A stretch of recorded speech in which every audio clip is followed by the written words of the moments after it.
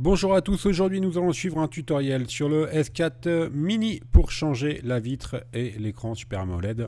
Donc il faut savoir que sur le S4 Mini, la vitre et l'écran LCD, donc l'écran Super AMOLED, sont assemblés ensemble en usine. Il est très difficile de changer l'un sans l'autre, donc nous allons vous présenter un tutoriel complet pour changer la vitre et l'écran qui est derrière l'afficheur. Pour suivre ce tuto, vous aurez besoin du kit d'outils spécial Samsung, la difficulté notée 3 sur 5. Et il faut compter environ une demi-heure pour effectuer cette opération-là.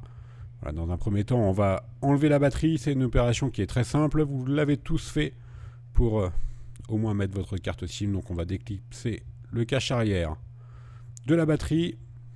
Et ensuite, on va retirer la batterie.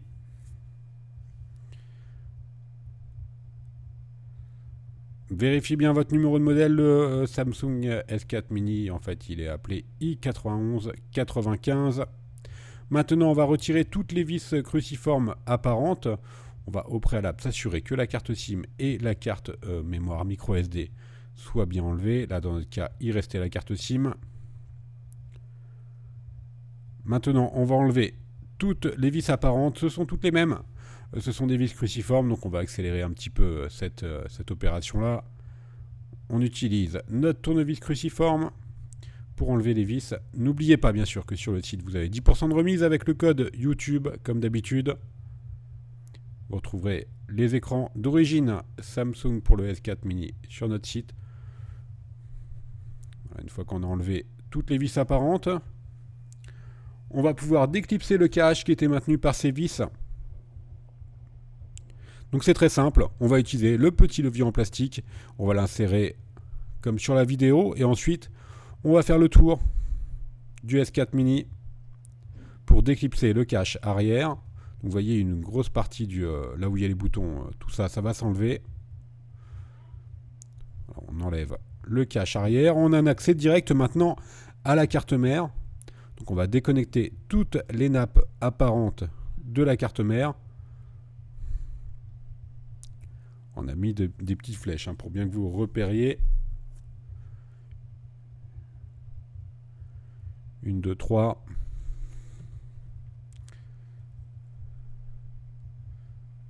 En haut à gauche, ça c'est la caméra. Le capteur de luminosité.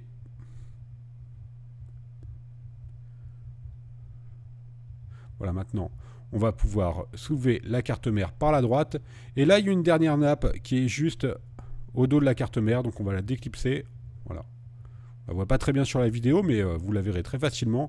Elle est au dos de la carte. Donc maintenant, on peut relever la carte mère pour l'enlever. Voilà, on va maintenant mettre le nouveau bloc écran à droite. Et on va retirer les éléments un par un. Voilà, le nouveau bloc écran. Donc c'est le dos du nouveau bloc écran. On va zoomer un petit peu sur la partie carte SIM, enfin lecteur de carte SIM et lecteur micro SD. Voilà, on zoome.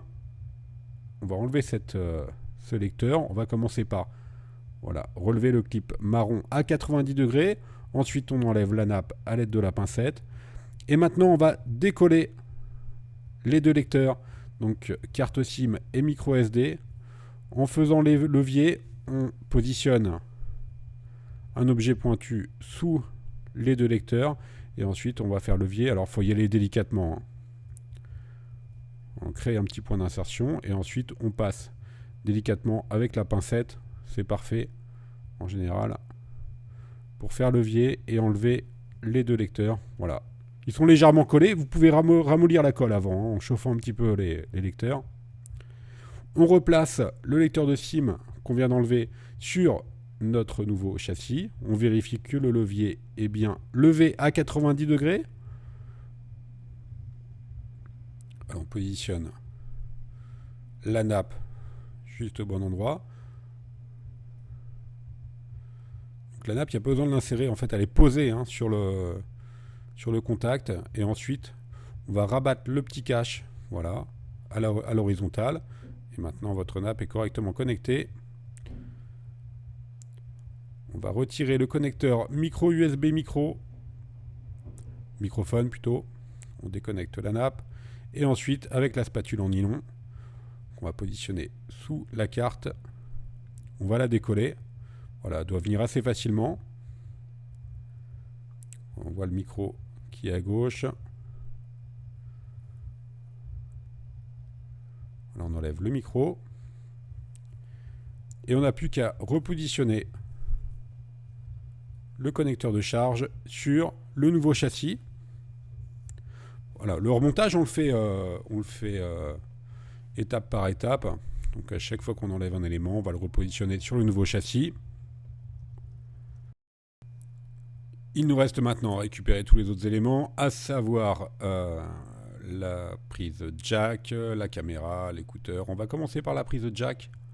On va enlever le petit cache en caoutchouc qui est sur la prise jack. Voilà, on le met de côté.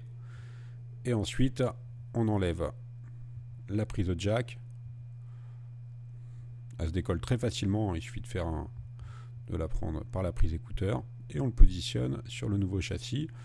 On repositionne bien sûr ensuite le petit cache en caoutchouc. On va faire la même chose après avec le vibreur. Là, voilà, on s'assure que tout est OK. C'est le petit cache en caoutchouc. Il faut surtout bien le repositionner. Sinon, vous aurez du mal à reclipser le cache du S4 Mini. Il n'y a rien qui doit dépasser. Voilà, tout est OK. On fait la même chose avec le vibreur. On va placer la pincette sous le vibreur et on va faire levier pour décoller le vibreur.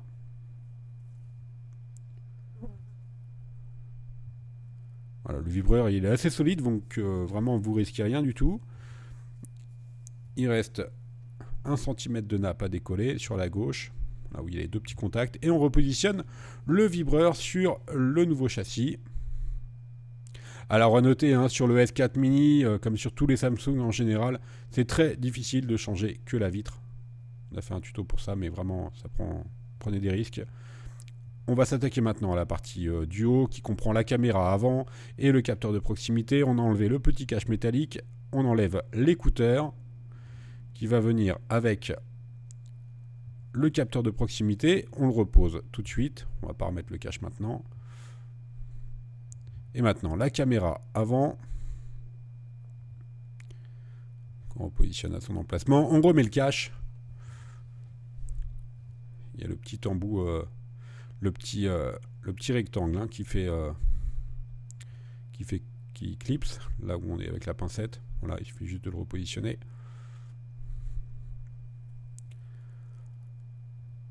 Voilà, vous avez deviné, c'est pratiquement terminé maintenant pour cette partie-là. On va passer au remontage complet, donc on va repositionner la carte mère. On va commencer bien sûr par clipser la nappe qui était sous la carte mère.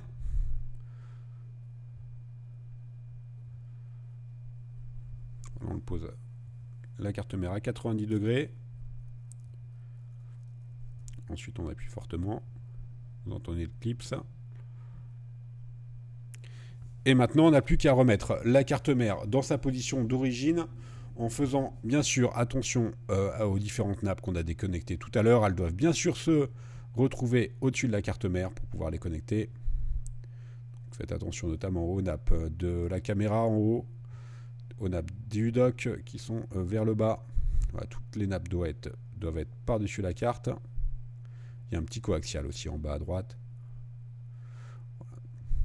Une fois que la carte mère est correctement encastrée, de toute façon vous le sentez, s'il y a une nappe qui est en dessous, la carte mère ne va pas s'encastrer correctement. Donc là on n'a plus qu'à reconnecter toutes les nappes.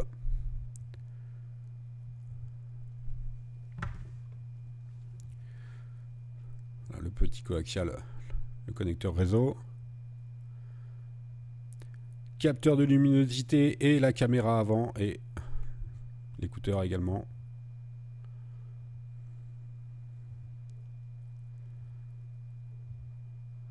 On va reclipser le châssis. Donc là c'est très simple, il suffit simplement d'appuyer fortement sur le pourtour du téléphone. Vous allez voir, ça va se réclipser tout seul. Si vous voyez que ça ne se réclipse pas, c'est que tout simplement vous avez mal remonté la carte mère. Donc dans ces cas-là, il faut déclipser le tout. On va remettre toutes les vis cruciformes. Là pareil, on a accéléré un petit peu l'étape, parce qu'elle présente guère de difficulté. Donc on remet toutes les vis cruciformes. Ah, vous pouvez les intervertir, hein. Ils n'ont pas d'emplacement spécifique.